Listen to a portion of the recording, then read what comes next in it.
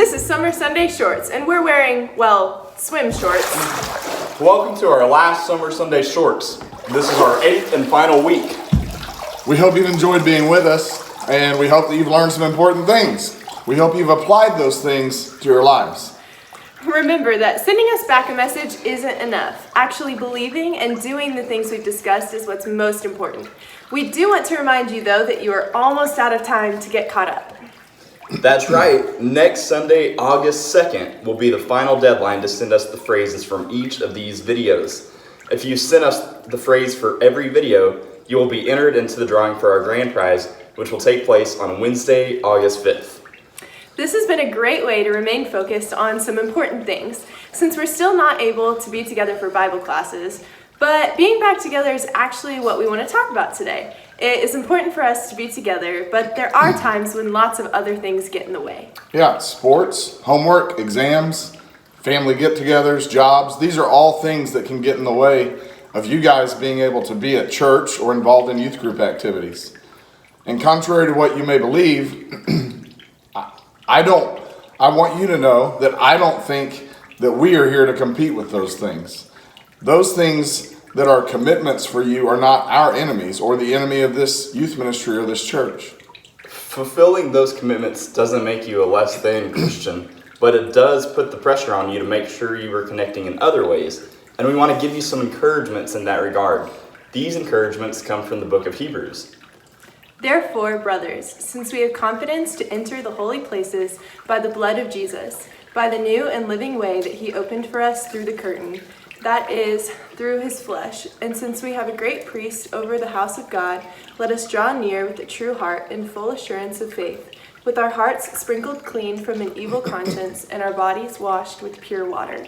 Let us hold fast the confession of our hope without wavering, for he who promised is faithful. And let us consider how to stir up one another to love and good works, not neglecting to meet together, as is the habit of some, but encouraging one another, and all the more as you see the day drawing near. The writer is giving us some encouragements in light of what Jesus Christ has done for us, in light of him dying to save us. Since his blood has given us access to God's presence, the writer first tells us to draw near with a true heart and full assurance of faith. What does that mean? Well, since Jesus' blood has purchased our admission to God's presence, we should faithfully execute that privilege. We should regularly go into God's presence. We have this opportunity week by week as we worship with our church family and take part in youth activities. But this can't be just a once or twice a week thing. We must faithfully draw near into his presence. If you can't make it here due to other commitments, make sure you're taking time on your own to draw near to him. Yes, on Sundays, but at other times throughout the week as well. Spend time in his word and in prayer. And not just in your free time, make time for that. Whether or not you're able to be here with us for every event, you can enter God's presence at any time. The second thing the writer tells us to do is to hold fast. We have to hold on to the hope that we have. That hope that stirred in our hearts when we first heard and believed the truth about Jesus. This will be a source of encouragement for all of us. Recognizing that God, who is the one that made the promises to us concerning Jesus Christ, is faithful and always fulfills his promises, will keep us from giving in on times of discouragement. I believe this is something we must do daily. Thank God every day for the hope we have in Jesus, especially if you're not always able to join together with your Christian family. When you feel isolated, when you feel discouraged, when you need lifting up, hold fast to God's promises. And lastly, we need to think about other Christians too. We have to consider how we can encourage others to continue in their love for others, for God, and in doing the good works God has created them to do. This is a little easier in the context of youth group activities, but it's something we all must do. If you know someone is missing and will be missing for a while, take time to think about them and pray for them. Send them a text, encourage them. Let them know you're thinking about them. Even ask them what they're doing to connect with God on their own time. If you can't be here, go out of your way to connect with others. Ask them the same things. Stay connected however you can.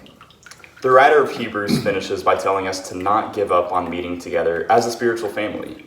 We know that when you miss something for so long, it's easy to just give up on it.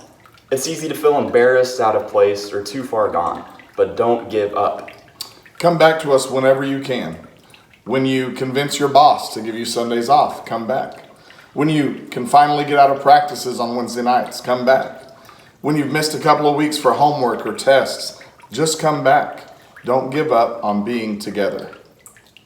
I believe if we cherish being in God's presence, hold fast to his promises, and consider others, we will all avoid becoming so discouraged when we think about giving up on being a part of his family and being together at church. It's all connected. The truth is, we don't know how long it will be until we can get back to some sort of a normal schedule. So in the meantime, I want you to text one of us this phrase: I will not give up on being with my spiritual family. Let that be a firm commitment. We need each other. We were not made to do this alone, so why try? We've enjoyed providing these videos for the last 8 weeks, and we hope you've benefited from them. We can't wait to see you at our next event.